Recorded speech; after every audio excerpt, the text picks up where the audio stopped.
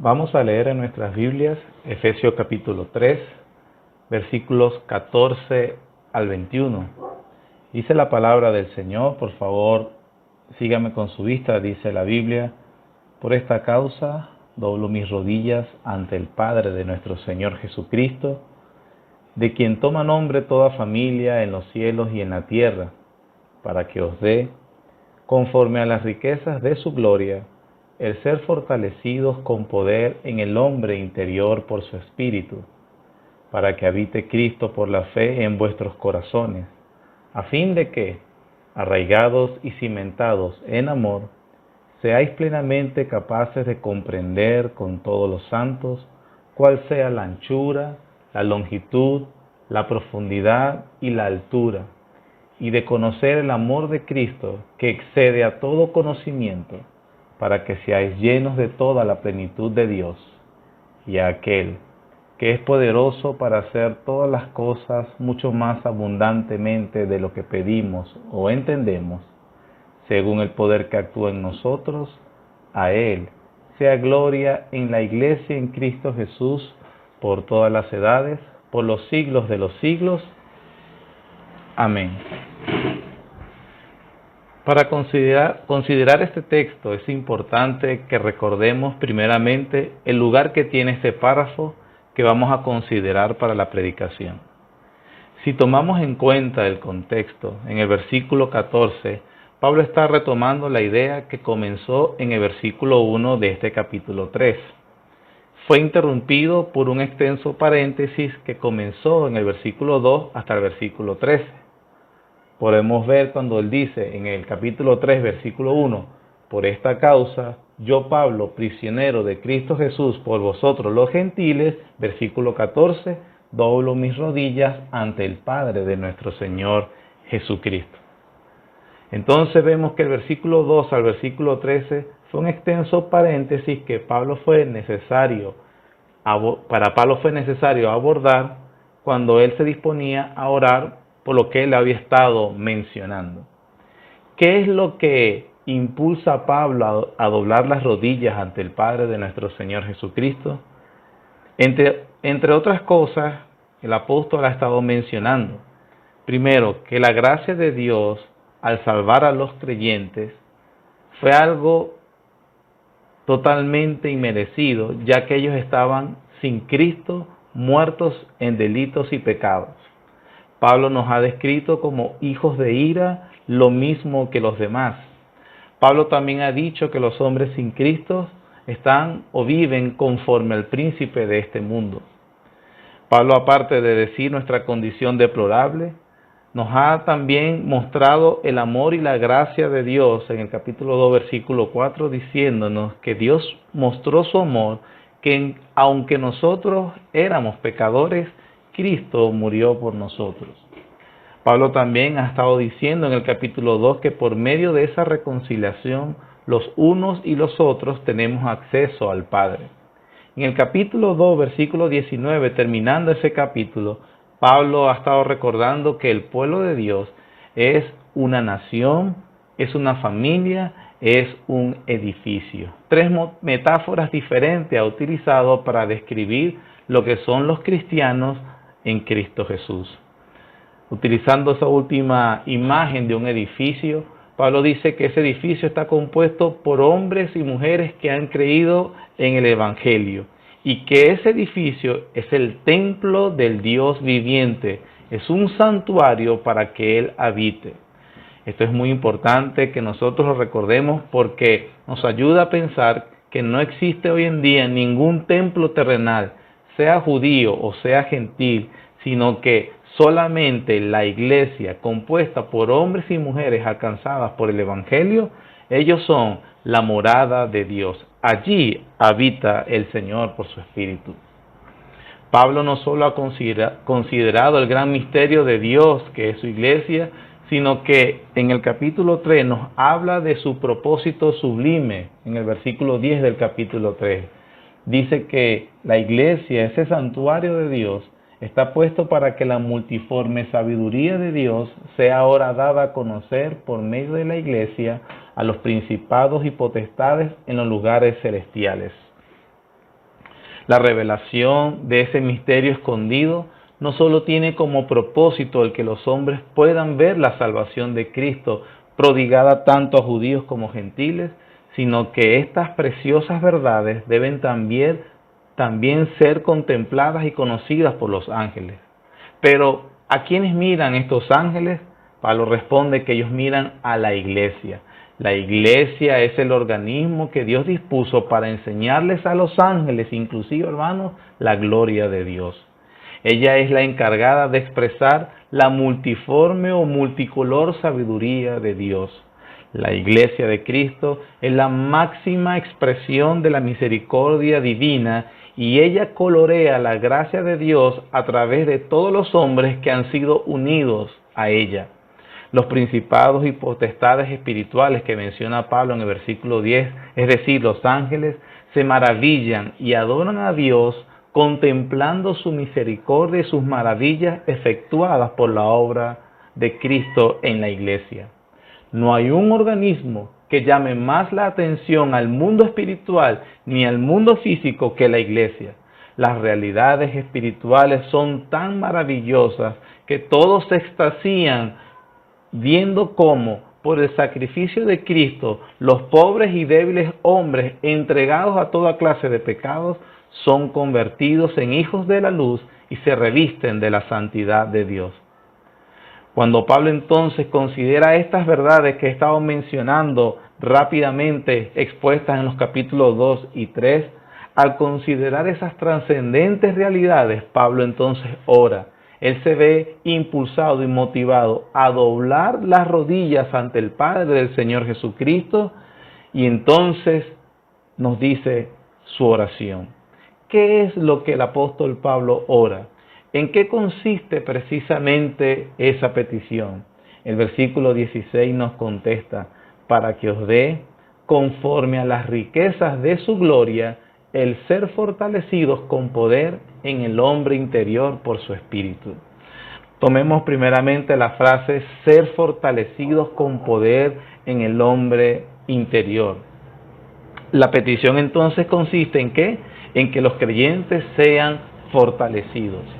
Notemos el contraste de ser fortalecidos con la palabra desmayar del versículo 13. En el versículo 13 Pablo dice, por lo cual pido que no desmayéis a causa de mis tribulaciones por vosotros, las cuales son vuestra gloria. Pablo está preso por predicar el evangelio y la iglesia de Éfeso podía menguar su confianza a Dios al considerar las circunstancias que estaba viviendo Pablo. Desmayar es la manera lógica de reaccionar es la manera lógica de los hombres de reaccionar frente a las adversidades. Es una tendencia humana a definir la victoria o la derrota simplemente juzgando la circunstancia. Pero Pablo, que conocía el razonamiento humano y la respuesta natural que tienen los hombres al ver circunstancias adversas, él busca y cambia y trata de cambiar la visión y que ellos reviertan ese sentimiento. Pablo, desde este mismo encarcelamiento inclusive, también le escribió a los filipenses y les dijo, quiero que sepáis, hermanos, que las cosas que me han sucedido han redundado más bien para el progreso del Evangelio, de tal manera que mis prisiones se han hecho patentes en Cristo en todo el pretorio y a todos los demás. Eso está en Filipenses 1, 12 al 13. Pablo se anticipa a la reacción natural humana y los motiva a quitar la mirada en él o en sí mismo y que consideren las circunstancias que se están viviendo a la luz del plan eterno que Dios ha trazado en Cristo Jesús. Pablo señala a los efesios que estas tribulaciones debían ser vuestra gloria. El apóstol anhelaba que los efesios cambiaran su enfoque, que quitaran los ojos de lo temporal, aún de él mismo, y que concentraran su atención en el motivo de sus prisiones. Pablo, al manifestarle que la cárcel era en beneficio de ellos, también los incentivaba a reflexionar. ¿Cómo eso era gloria para nosotros? ¿De qué manera eso beneficiaba a los efesios. Pablo precisamente les está diciendo que él está sufriendo ese encarcelamiento para que los efesios conocieran el propósito de Dios. El plan de Dios es tan perfecto que, a pesar de ese encarcelamiento, precisamente a través de todo lo que estaba sucediéndole a Pablo, los efesios y las demás iglesias de Asia estaban conociendo el Evangelio de Dios, y por lo tanto eso no debía hacerlos desmayar, sino más bien considerar lo que Dios es capaz de hacer con tal de que su pueblo le conozca. Pablo dice que ellos sean fortalecidos, ¿dónde? En el hombre interior. Las pruebas que debían soportar no estaban relacionadas tanto con lo físico como con su hombre interior. El hombre interior es el blanco preferido para Satanás. Es allí donde se enfría la fe. En el hombre interior es donde se vacila en el amor. Y en el hombre interior es donde se claudica en la esperanza. La expresión hombre interior es una personificación de la naturaleza espiritual del Hijo de Dios. Es esa naturaleza que el enemigo desea manchar y derrumbar con todas las fuerzas con que cuenta, tratando de adormecer la conciencia. Hablando inclusive a otra iglesia, la iglesia de Corinto, Pablo dice: porque todas estas cosas padecemos por amor a vosotros, para que abundando la gracia por medio de muchos, la acción de gracia sobreabunde para gloria de Dios. Por tanto, no desmayamos. Antes, aunque nuestro hombre exterior se va desgastando, el interior, no obstante, se renueva de día en día. Porque esta leve tribulación momentánea produce en nosotros un cada vez más excelente y eterno peso de gloria, no mirando nosotros las cosas que se ven, sino las que no se ven, pues las cosas que se ven son temporales, pero las que no se ven son eternas. Segunda carta a los Corintios, capítulo 4, 15 al 18. Pablo entonces nos está diciendo que el antídoto contra la depresión, la ansiedad, la tristeza se encuentra en la apreciación que ejercen los creyentes en los beneficios espirituales que se les han dado en Cristo Jesús. En las palabras de Pablo, a pesar de su aflicción, no se encuentra algún indicio de resentimiento. Pablo no expresa amargura, Pablo no se encuentra deprimido, él no expresa lo que piensa con rabia o con desconsuelo. Al contrario, él está rebosando de gozo y adoración y orando insistentemente para que los santos de Éfeso se unan a él en esa oración. Pablo no solamente dice que él ora para que ellos sean fortalecidos con poder en el hombre interior, sino que la frase completa es en el hombre interior por su espíritu. Pablo nos enseña que el agente por el cual Dios llevará a cabo ese fortalecimiento es el Espíritu Santo. El Espíritu Santo, el paracletos del creyente, el consolador para el creyente. El Espíritu Santo que mora en el creyente desde que creyó el Evangelio. Es el encargado de fortalecer a los hijos de Dios. La pregunta es, ¿cómo el Espíritu Santo nos fortalece? A esa pregunta, las Escrituras responden con claridad meridiana en dos pasajes muy importantes. Romanos capítulo 15. Vamos a buscar en nuestras Biblias Romanos capítulo 15 y hay dos versículos en este capítulo que son bastante esclarecedores. Versículo 4 y el versículo 13. El versículo 4 dice: porque las cosas que se escribieron antes para nuestra enseñanza se escribieron, a fin de que por la paciencia y la consolación de las Escrituras tengamos esperanza.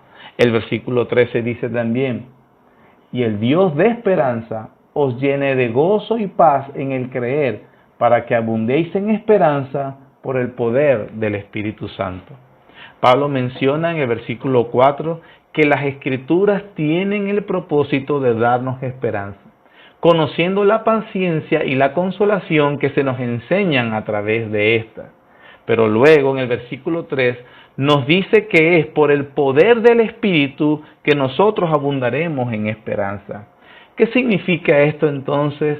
Sino que el Espíritu Santo usará las Escrituras para que nos consuelen y tengamos abundancia de esperanza. El testimonio entonces del Espíritu de Dios no se da en un vacío, queridos hermanos. No es un trance esotérico que el hombre se pueda inducir. No es a través de la imaginación o creatividad humana. El poder del Espíritu Santo fortaleciéndonos se produce por la instrumentalidad de la palabra de Dios. No espere entonces nada aquel creyente que es perezoso o negligente en la palabra de Dios. No puede recibir ninguna fortaleza aquel que desprecia el conocimiento de la palabra de Dios. Le es bueno recordar a los hombres la sentencia que se le dio a Saúl en 1 Samuel capítulo 15. Por cuanto tú desechaste la palabra de Jehová, él también te ha desechado. En la primera carta de Tesalonicenses, capítulo 1, versículo 5, Pablo dice que nuestro evangelio no llegó a vosotros en palabras solamente, sino también en poder, en el Espíritu Santo y en plena certidumbre.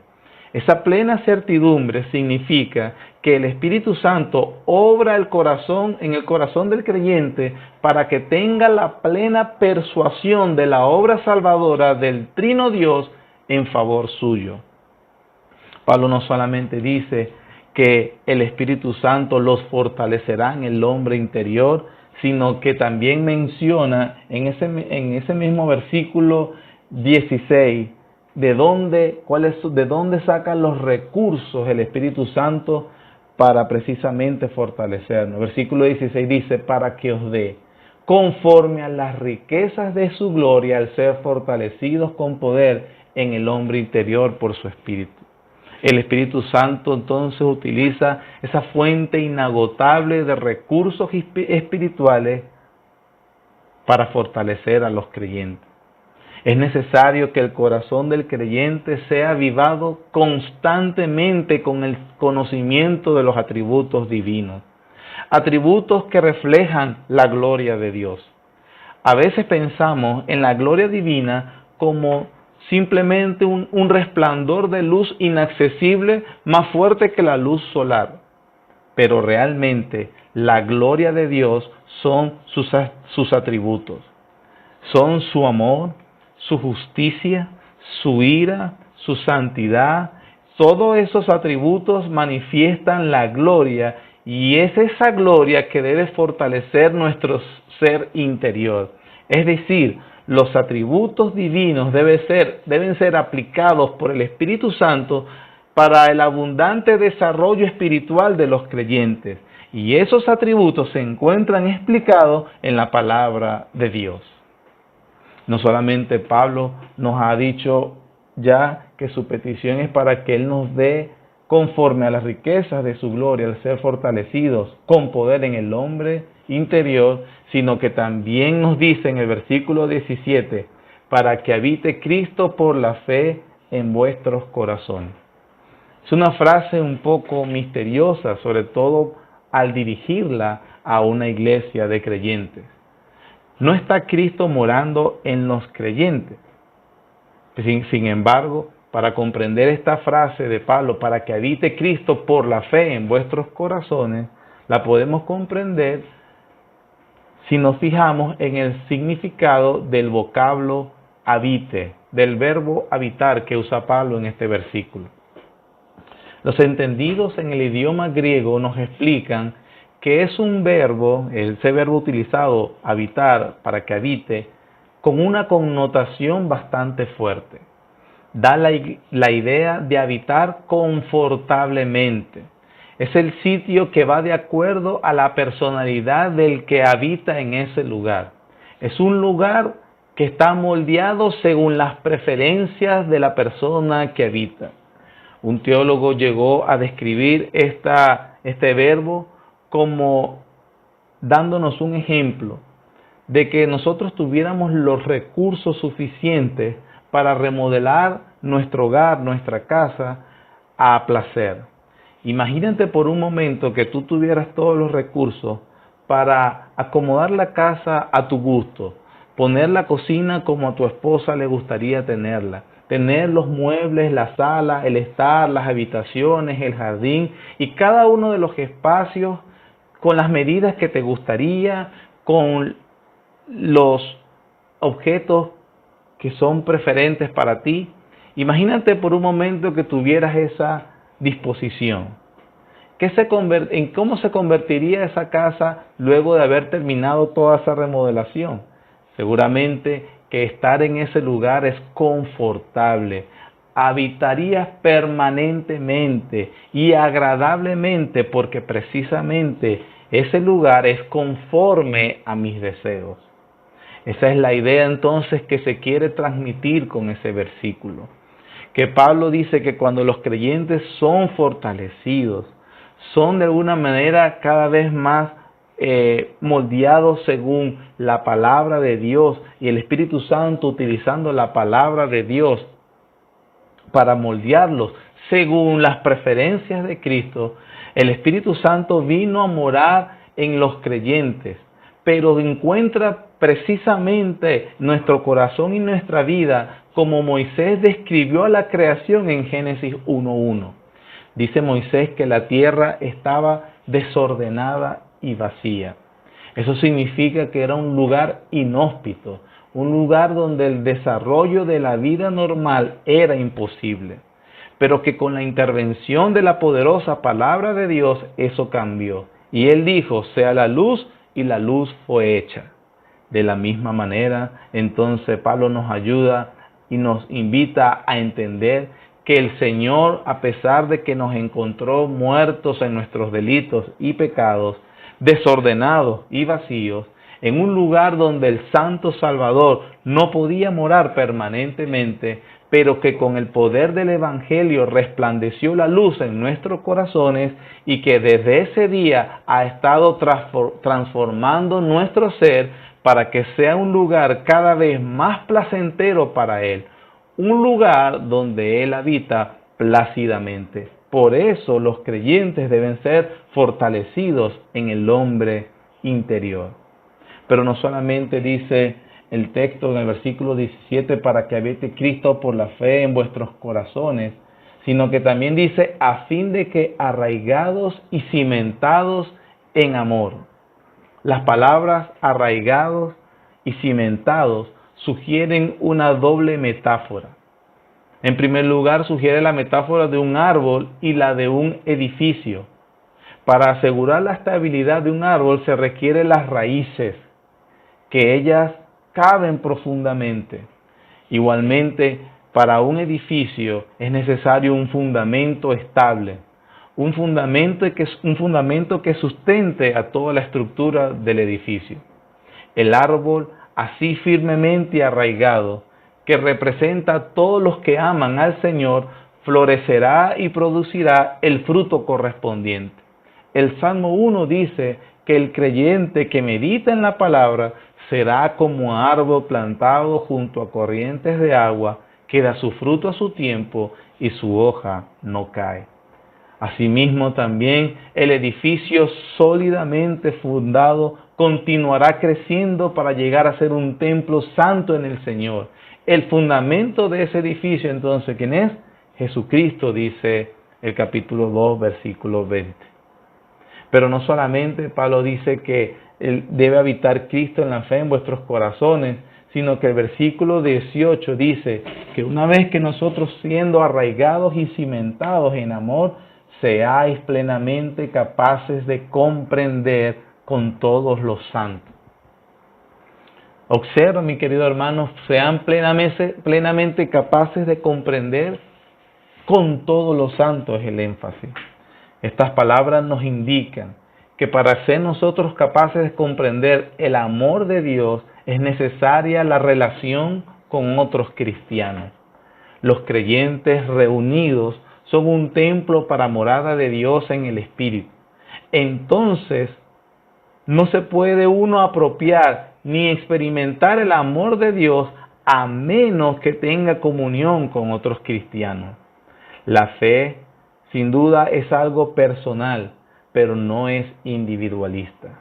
La fe sin duda es privada, pero no es anárquica. La fe sin duda es algo invisible, pero nos conduce a la comunión visible en la iglesia local. Las personas que menosprecian a la iglesia o que justifican su inasistencia con un manto de Dios conoce mi corazón o la fe es algo simplemente personal, están lamentablemente engañados. Las personas que no tienen comunión con otros cristianos tampoco tienen comunión con Dios. Pero ¿qué es lo que nosotros podemos comprender junto con todos los santos en esa comunión y relación con otros creyentes? Pablo dice en la parte B del versículo 18, para que seáis capaces de comprender con todos los santos cuál sea la anchura, la longitud, la profundidad y la altura, y de conocer el amor de Cristo que excede a todo conocimiento, para que seáis llenos de toda la plenitud de Dios. Al Pablo utilizar estas medidas, la anchura, la longitud, la profundidad y la altura, simplemente está expresando que ese amor de Dios tiene unas medidas que no son, no son totalmente medibles o no son totalmente alcanzables por el hombre. Es una paradoja y no sé si puedes comprender la paradoja en esta frase o esta oración. Primero Pablo dice que seamos capaces de comprender y conocer, y luego dice que ese amor excede a todo conocimiento. El punto de Pablo aquí no es una contradicción. Lo que está diciéndonos es que en la medida que comprendamos y experimentemos ese amor de Cristo, al mismo tiempo nos daremos cuenta que no podemos agotar el conocimiento sobre ese amor. Nunca va a llegar un momento en el que el cristiano diga, ahora ya sabemos todo lo que es necesario conocer del amor de Cristo. Nunca va a llegar ese momento, mis hermanos. La Biblia enseña que así como Abraham recibió la invitación de mirar a los cielos y contar las estrellas a fin de que entendiese que era imposible enumerarlas, así también el apóstol ora para que los lectores logren concentrarse tan intensamente y en forma tan exhaustiva en la inmensidad y la gloria del amor de Cristo, que lleguen a la comprensión de que este amor sobrepasa todo conocimiento. El corazón y mente finitos nunca podrán llegar a una cabal comprensión o conocimiento del amor infinito. Es por eso, mis hermanos, que los cristianos pueden experimentar cada vez más ese amor y entender que independientemente de todas las circunstancias que ellos estén pasando, ellos pueden decir que somos más que vencedores por medio de aquel que nos amó. Por lo cual estoy seguro de que ni la muerte, ni la vida, ni ángeles, ni principados, ni potestades, ni lo presente, ni lo porvenir, ni lo alto, ni lo profundo, ni ninguna otra cosa creada nos podrá separar del amor de Dios que es en Cristo Jesús, Señor nuestro. Así que, querido hermano, a través de esta comprensión de este versículo que hemos estado viendo, podemos ver que nosotros podemos experimentar cada vez más el amor de Dios y sin embargo nos queda toda una eternidad para seguir comprendiendo, a pesar de las circunstancias que estamos viviendo. Pablo no solamente dice que Él quiere que nosotros experimentemos que a pesar de que conocemos ese amor y que sobrepasa todo conocimiento, en esa medida serán llenos de la plenitud de Dios. Lo que Pablo está pidiendo con referencia especial a la iglesia que todavía se halla en este peregrinar es una petición cuya respuesta nunca va a cesar. Dice la Biblia que nosotros, a la medida que conocemos el amor de Dios, estaremos siendo llenos de la plenitud de Dios. ¿Y cuándo podremos decir que ya tenemos la plenitud de Dios? En cierto sentido, esa plenitud de Dios habita en Cristo Jesús y tenemos a Cristo, pero nosotros seguiremos conociendo cada vez más a Cristo y a Dios. Es una petición que, por más que sea contestada, seguiremos siempre siendo llenados de la plenitud de Dios, porque Dios es infinito.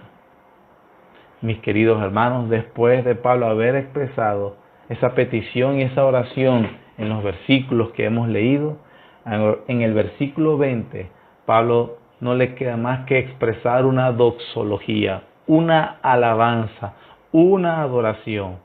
Pablo dice, versículo 20, y aquel que es poderoso para hacer todas las cosas mucho más abundantemente de lo que pedimos o entendemos, según el poder que actúa en nosotros, a Él sea la gloria en la Iglesia, en Cristo Jesús, por todas las edades, por los siglos de los siglos. Amén. Pablo, a pesar de que ha estado expresando con mucha profundidad todo lo que pide en favor de los creyentes, Pablo adora a Dios porque reconoce que, a pesar de sus expresiones, el Señor es poderoso para hacer mucho más abundantemente de lo que pedimos o entendemos. Algunas aplicaciones o algunas conclusiones podemos llegar a considerar este texto. En primer lugar, mis hermanos, no hay razón para andar deprimidos o ansiosos por lo que está sucediendo. Ya no podemos decir en nuestro país, sino a nivel mundial. Si nosotros meditamos en lo que dice nuestro texto, si nosotros meditamos en las riquezas de la gloria de Dios que se nos han sido dadas por gracia, entonces tendremos el antídoto, como funcionó para Pablo, para la depresión y la ansiedad. Hermanos, no hay razón para que entonces tú seas un cristiano mundano o mediocre. No tienes por qué estar viviendo en un estado donde el gozo espiritual y el gozo verdadero que tienen los creyentes no sea parte de tu vida. A través de la comprensión de este texto, no hay razón para estar ociosos y no estar creciendo en la gracia y en el conocimiento que es en Cristo Jesús. A través de la apreciación de este texto que hemos visto, no hay razón para que el creyente crea que no hay remedio para tu situación. Dios puede levantar tanto tu alma que las cosas del mundo no te sean tan atrayentes. Recordemos que el propósito de esta oración completa es que a Dios se le dé la gloria en la iglesia. Tenemos razones para pedir al Señor que nos ayude a ser fortalecidos en el hombre interior para afrontar la situación que estamos viviendo. Hermano, tienes una responsabilidad para que esto que hemos visto hoy sea una realidad en nosotros individualmente y por consecuencia en la iglesia como un todo. ¿Te imaginas cuando nos volvamos a reunir, cuando todos los congregados vengan conscientes de lo que hemos estado tratando en estos versículos? Solo me puedo imaginar cuando llegue ese día que el Señor permita que su pueblo vuelva a reunirse y poder cantar juntos, digno es el Cordero. Que el Señor consuele nuestros corazones en medio de todas estas dificultades.